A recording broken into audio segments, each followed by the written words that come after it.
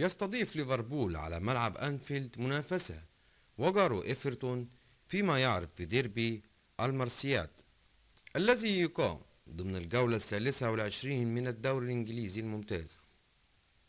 ويعيش إيفرتون حالة استثنائية في الفترة الأخيرة منذ وصول المدرب شون دايك لتدريبه، حيث نجح في تكبيد أرسنال والهزيمة في الجولة الماضية، وبدأت الآمال تزداد في إمكانية الهروب من صراع الهبوط.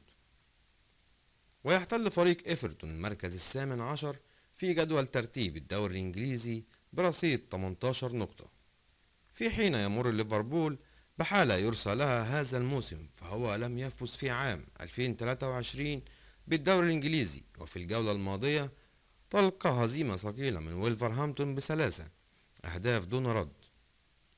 وكانت مواجهة الذهاب بين ليفربول وإيفرتون قد انتهت إلى التعادل السلبي بدون أهداف بملعب جوديسون بارك، وفي اللحظة الراهنة فإن تكرار النتيجة ليس إيجابيا لكلا الفريقين.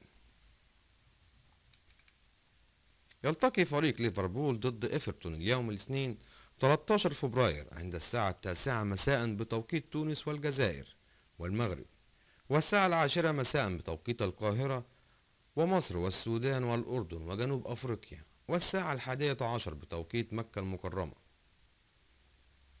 ستنقل قناة بين سبورت مباراة ليفربول ضد إيفرتون المقرر لها اليوم عند الساعة 10 مساء بتوقيت القاهرة، حيث تعتبر قناة بين سبورت بريميوم صاحبة الحقوق الحصرية لبث مباريات الدوري الإنجليزي لكرة القدم.